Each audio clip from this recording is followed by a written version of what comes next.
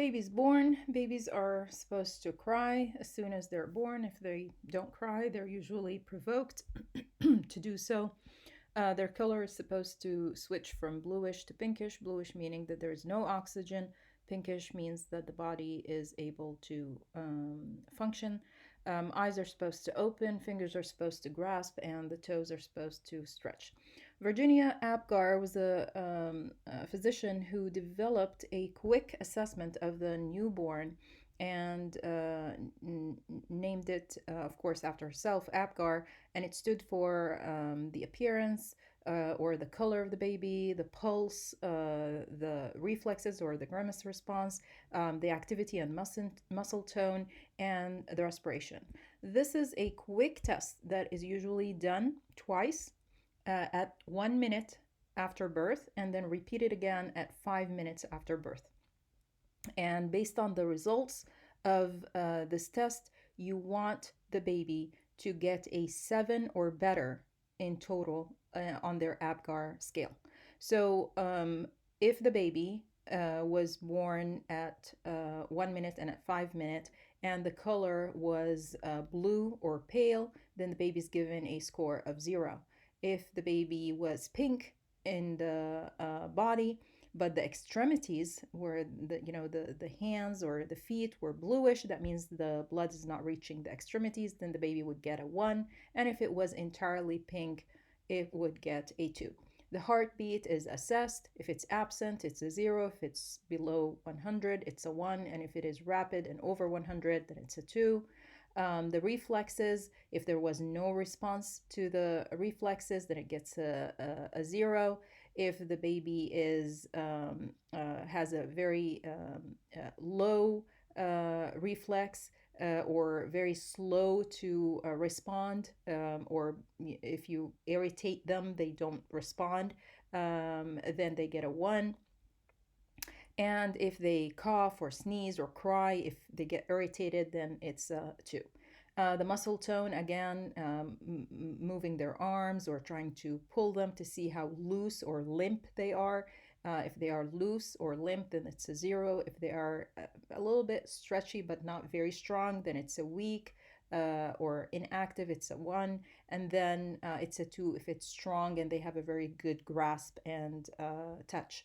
The final one is assessing their lungs, of course, and respiratory effort means that they are not breathing, it's absent, 0. Or if it is irregular, the breathing is not regular, they can't see that inhale and exhale rapidly. Or if the baby is crying and inhaling and exhaling very perfectly. So the combination of the numbers, as I said, has to equal to a 7 or more. Otherwise, the baby would be rushed to get medical support or help. All right, the newborn is further assessed through what is called the Brazelton assessment.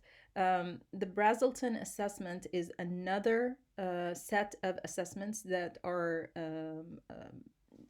conducted on the baby, some of which are done as the baby stays in the hospital, and some of them are usually done at the doctor's visit when the baby goes back to visit for their initial pediatrician checkup.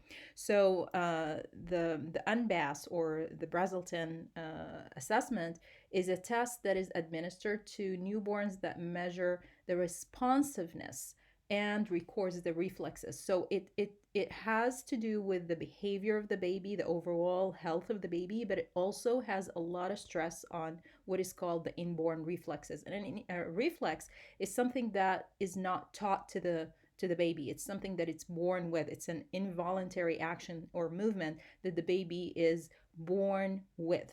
And this has to do with, again, the natural process taking its place. So if everything is well, then those reflexes has to be there. If something went wrong, then a reflex that is missing is a predictor of later delay or a problem later on. There are two types of reflexes: the survival ones that you're expecting, and that's where the Apgar test comes in and checks the breathing, the hiccuping, the sneezing, the crying or the shivering when they're cold. That's adjustment to body heat. So, this is breathing, this is body temperature, and of course, nutrition or food. So, they're born able to suck. Rooting is where they move their mouth towards any area that touches their mouth and they start to suck on it. And swallowing, of course. So you don't teach a baby to suck or swallow. So those are the surviving reflexes that every baby comes with.